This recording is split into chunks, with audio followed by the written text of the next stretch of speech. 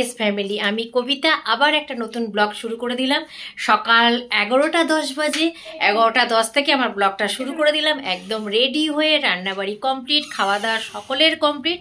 আজকে যাচ্ছে, আর বাড়িতে থাকতে ভালো লাগছে না, তাই ভাবলাম চলো একটু ছুটির দিন আছে স্যারে, একটু ঘুরে আসি। আর মেয়েরও ক্লাস আছে, তার সাথে সাথে মেয়েকে ক্লাসে ঢুকিয়ে সারাদিনটা একটু এনজয় করব। সেই জন্য একদম রেডি হয়ে ক্যামেরাটা তোমাদের সাথে ধরলাম, তোমাদের সামনে ধরলাম ক্যামেরাটা। আর চলো সবাইকে দেখিয়ে দিই। স্যারও মোটামুটি রেডি হয়ে গেছে, মেয়েও রেডি হয়ে গেছে। এই দেখো হাতে টাকার ব্যাগ, টাকাও আমি নিয়ে নিয়েছি, এবার বেরোচ্ছি। স্যার যখন রেডি হয়ে গেছে তাই স্যারের সামনে একটু ভাবলাম চলো ক্যামেরাটা একটু ধরি, সবসময় তো সামনে আসতে চাই না, তাই একটুখানি ভাবলাম একটু ক্যামেরাটা ধরি। দর্শকদের একটু হাই বলেছো? ঠিক আছে, যাও তোমরা রেডি হতে নাও, আমি ততক্ষণ একটু কথা গল্প করে নিই, নাহলে তো এরপরে তো তাড়াহুড়ো করবে, এই এটা নাও ওটা নাও সেটা নাও, কিচ্ছু হয় নাই, তাড়াহুড়ো। তাই একটু দর্শকদের সাথে একটু গল্প করে নিই, এরপরে তো সারা রাস্তায় ঘুরতে হবে, একটু বেরোনোর আগে একটু গল্প করে নিই। সকাল থেকে তো ক্যামেরা ধরতেই পারলাম না। শেষে স্টেশনে এসে পৌঁছে গেলাম, ট্রেন এখনো আসতে 5 মিনিট বাকি আছে, তাই ভাবলাম একটু গল্প করি তোমাদের সাথে। সেই জন্য ক্যামেরা হাতে এই স্টেশনে বসে আছি আর তোমাদের সাথে করছি। তা এগিয়ে যাবো নাকি? ওইখান থেকে দাঁড়াতে বলেছিস? বসার জায়গা আছে, বসবি নাকি? হ্যাঁ বসবি? অবশেষে ট্রেনে উঠে পড়লাম। মা মেয়েতে একটা দারুণ সিট পেয়েছি, জানলার ধারে সিট পেয়েছি। বসে বসে গল্প করতে করতেই দেখবে পৌঁছে যাব শিয়ালদা স্টেশন। শিয়ালদা স্টেশনে এসে পৌঁছে সবে নামলাম, জাস্ট নামলাম। বাইরে প্রচণ্ড গরম আছে, তাই এখন হাঁটতে হাঁটতে যাচ্ছি স্টেশনের দিকে।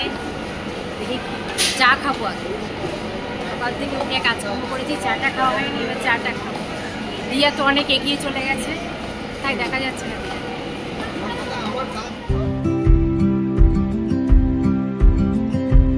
দিয়াকে ক্লাসে ঢুকিয়ে দিলাম, দিয়ে বেরিয়ে এই যাচ্ছি অটো স্ট্যান্ডের দিকে। কোথায় অটো বা বাস যা পাওয়া যাবে তাই উঠবো। এখন যাব স্প্ল্যানেটে, তাই তো? স্প্ল্যানেটে যাব তো? হ্যাঁ, ও এখন যাব স্প্ল্যানেটে। চলো আগে স্প্ল্যানেটে দাঁড়াও, অটো স্ট্যান্ডে যাই, তারপর দেখছি। দাঁড়াও, ওখানে অটো দাঁড়িয়েছে, দাঁড়াও অটোতে উঠে পড়ি আগে। একটা চা খাবো বলে বসে পড়েছি, এই চায়ের অর্ডারও দিয়ে দিয়েছি, তাই ভাবলাম যে একটু চা খেতে ইচ্ছে হয়েছে। দাঁড়াও দেখছি, না এখনও আসেনি। একটা ফাঁকা দেখে অটো পেয়ে গেছি, এই অটোতে বসে পড়েছি, এখন যাচ্ছি। ভালো হাওয়া দিচ্ছি অটোতে।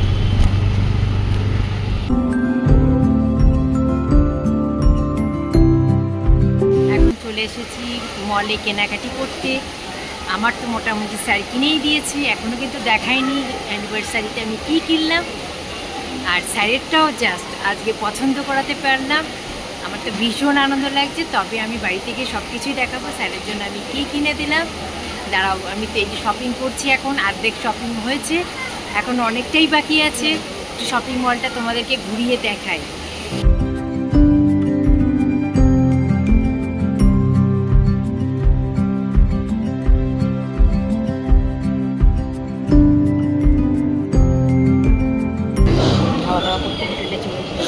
খিদে পেয়ে গেছে বাবা, খাচ্ছি, খুব খিদে পেয়ে গেছে। ফিশ কবিরাজি অর্ডার দিয়েছি, ফিশ কবিরাজি খাচ্ছি।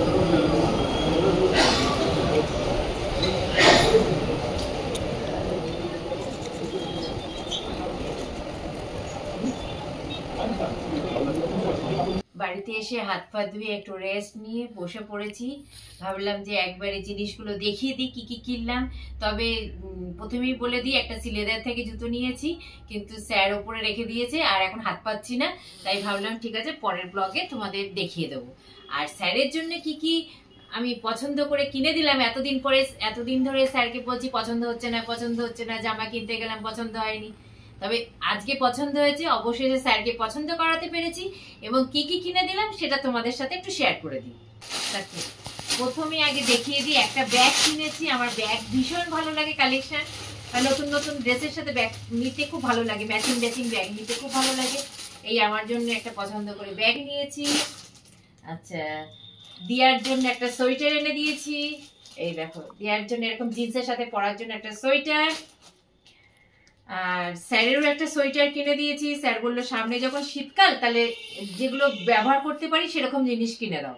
এই যে স্যারের জন্য একটা সোয়েটার নিয়ে এসেছি প্যান্টালুন্স থেকে। আর এই যে দুটো স্যারের জন্য দুটো জামা কিনে দিয়েছি।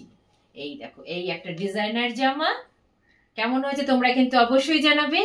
আর এই হলো আর একটা জামা। অবশেষে স্যারকে পছন্দ করাতে পারলাম। আজকের মতন ব্লগটা এখানেই শেষ করে দিচ্ছি।